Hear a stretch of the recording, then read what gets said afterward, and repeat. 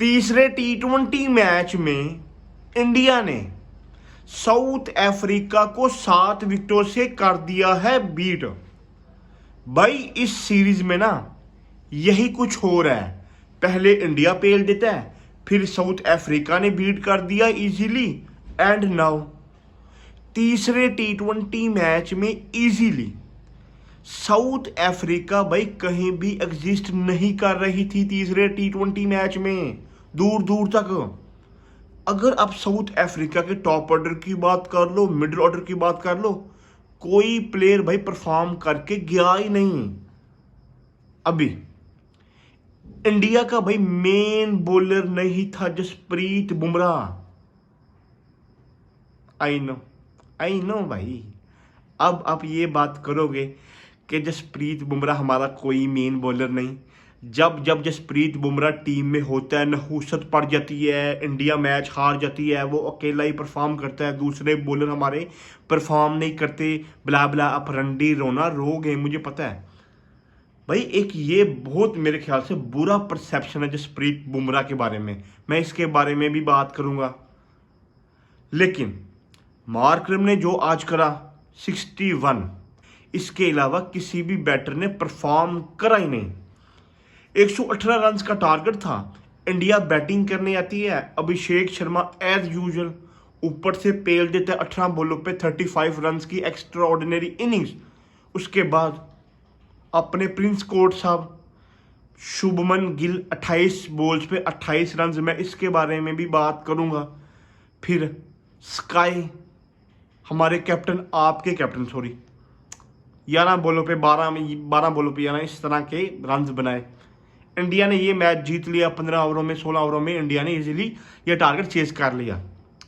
भाई मैं थोड़ी सी अगर बात करूँ ना जसप्रीत बुमराह के बारे में, गिल के बारे में एंड सूर्य कुमार यादव के बारे में, इन 3 प्लेयरों के बारे में मैं बात करूंगा इस स्पेसिफिक वीडियो में, क्योंकि मैच के बारे में बात करने के लिए कुछ है ही नहीं।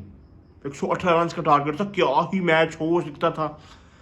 तो सबसे पहले अगर मैं बात कर लूं भाई शुभमन गिल की, मुझे एक बात की समझ नहीं आती भाई, शुभमन गिल किस तरह भाई टीम में आ गया।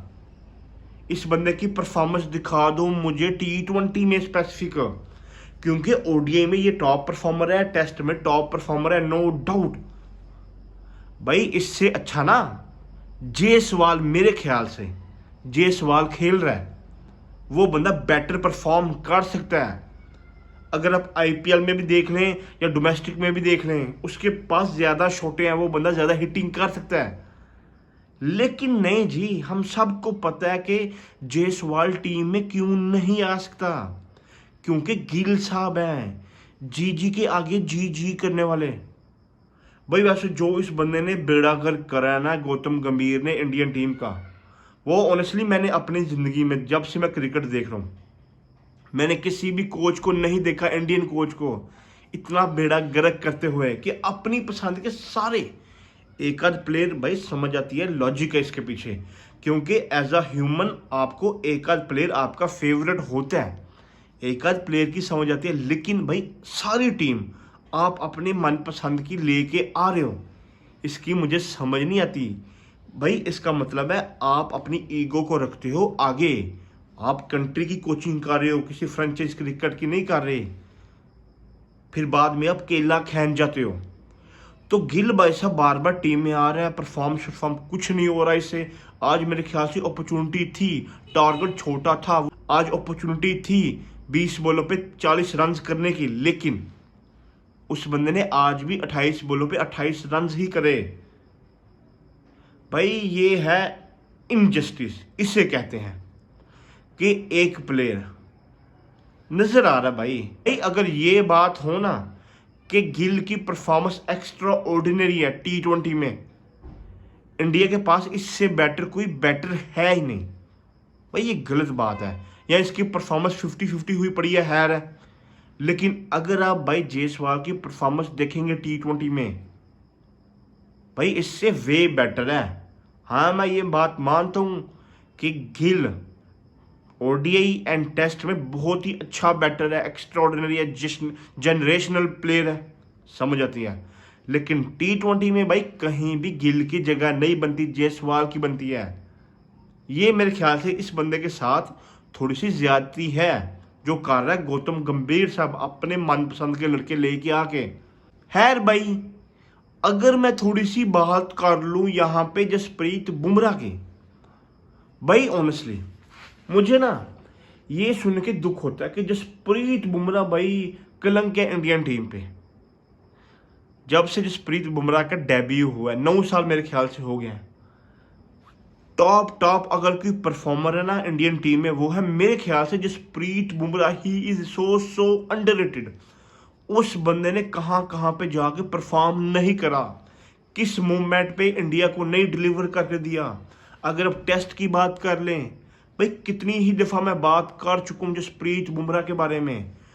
भाई टेस्ट में वो बंदा बॉर्डर गावस्कर सीरीज में बॉलिंग कर रहा था ना, वो बंदा तब बॉलिंग छोड़ता था जब वो बंदा थक जाता था लिटरली, तब वो बंदा बॉलिंग छोड़ के स्पेल छोड़ के जाता था। अगर वो बंदा कलंक है, वो बंदा उस बंदे से परफॉर्म नहीं होता तो इतने लंबे लंबे स्पेल क्यों हो रहे हैं जी? कोई प्लेयर परफॉर्म करके नहीं दे रहा तो भाई वो क्यों इतने लंबे लंबे स्पेल कर रहा है? उसमें कुछ है तो वो बंदा लंबे लंबे स्पेल कर रहा है ना। हालांकि जसप्रीत बुमराह को भाई साहब इंजरी भी बहुत जल्दी हो जाती है, लेकिन फिर भी वो बंदा इतने लंबे लंबे स्पेल कर रहा है, लंबे लंबे स्पेल भी कर रहा है और डिलीवर भी करके दे रहा है। ये मेरे ख्याल से बहुत बड़ा एक मार्जिन होता है। अगर कोई प्लेयर इतने लंबे बॉलर स्पेल कर रहा है, मे भी उससे डिलीवर ना हो उस तरह से, लेकिन वो बंदा प्लस परफॉर्म भी करके दे रहा होता है।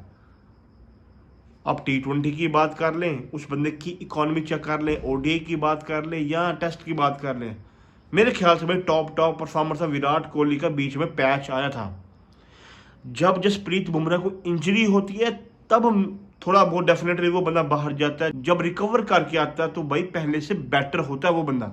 मतलब भाई उस बंदे ने इतना परफॉर्म करा है इंडिया के लिए। जब इस तरह की बातें सुनता हूँ, अगर जसप्रीत बुमराह वैसे इंडिया की टीम से बाहर चला जाए ना तो घंटा भी भाई इंडिया के पास कुछ नहीं बचता। अगर आप T20 की परफॉर्मेंस उठा के देख लें, जसप्रीत बुमराह के 4 ओवर निकाल लें, बहुत रेयरली होता है जसप्रीत बुमराह को मार पड़ी है T20 में, बहुत रेयरली। हम सबको इस बात का पता है इकॉनमी उस बंदे के साथ की नहीं है इस एरा में 2025 में। कैन यू इमेजिन कि 2025 में कोई बॉलर है और उस बंदे की इकॉनमी, जो फास्ट बॉलर स्पेशली जो बॉलर डेथ में भी बॉलिंग करता है, उस बॉलर की इकॉनमी साथ की नहीं है। लेकिन फिर भी क्रिटिसाइज हो रहा था, इस बात की मुझे नहीं समझ आती भाई। अब वैसे ही पूरे अगर जो बंदा क्रिटिसाइज करता है उस बंदे पे, मेरे ख्याल से बहुत ज़्यादा चटाई हो चुकी है। अगर मैं इसी तरह बात कर लूँ सूर्य कुमार यादव की, हाँ भाई इस बंदे पे करो क्रिटिसाइज, इस बंदे को निकालो गाली। जिस बंदे का 100 का स्ट्राइक रेट भी नहीं है, 119 का सॉरी जी 119 का स्ट्राइक रेट है, 150 भी नहीं है पिछले 20-25 मैचों में से जी। ये आपका कैप्टन है सूर्य कुमार यादव साहब। घंटे की परफॉर्मेंस है इस बंदे की, रन्स बनते नहीं। मतलब मैं 30 खेलता हूँ 170 का मिस्टर 360 मिस्टर 70-30 जो भी कह सकते हैं आप इसे, घंटे की परफॉर्मेंस है भाई। इस बंदे पे इतना क्रिटिसाइज नहीं होता जितना भाई जसप्रीत बुमराह पे हो रहा होता है। ठीक है भाई अब क्रिटिसाइज होना शुरू हुआ है, लेकिन उस तरह से ऑनेस्टली नहीं होता जिस तरह से जसप्रीत बुमराह पे होता है। उस पर बेजा ही क्रिटिसाइज हो रहा होता है। मुझे दिखा दो भाई लास्ट टाइम, क्या आपको याद है कि लास्ट टाइम कब इस बंदे ने 50 रन करे थे? हाँ अलबत्ता जब ये बंदा शुरू में आया था ना तो उस बंदे की परफॉर्मेंस बहुत ही कोई एक्स्ट्रा ऑर्डिनरी परफॉर्मेंस थी। बहुत ज़्यादा ये बंदा रन बना रहा था, तब सेंचुरीज कर रहा है भाई, हर 10 मैच के बाद सेंचुरी। 4 सेंचुरीज हैं इस बंदे की T20 में। लेकिन अब 2025 में कोई 50 नहीं, 25 खत्म होने वाला। अगला मैच मेरे ख्याल से अगले 2 मैच हैं। मेरे ख्याल से भाई बात ही क्रिटिसाइज उन प्लेयर पे होना चाहिए जो प्लेयर डिजर्व करते हैं। जो प्लेयर डिजर्व नहीं करते तो उन पे मेरा नहीं ख्याल कि होना चाहिए। मतलब यार जसप्रीत बुमराह पे क्रिटिसाइज होना, ये बात थोड़ी सी मेरी समझ से जाती है बाहर। खैर यार ये मैंने आज बात करनी थी। इंडिया मैच जीत चुका है, 2 मैच अभी बाकी हैं। क्या साउथ अफ्रीका चौथे T20 मैच में कमबैक करेगा? क्या साउथ अफ्रीका ये T20 सीरीज जीत सकता है?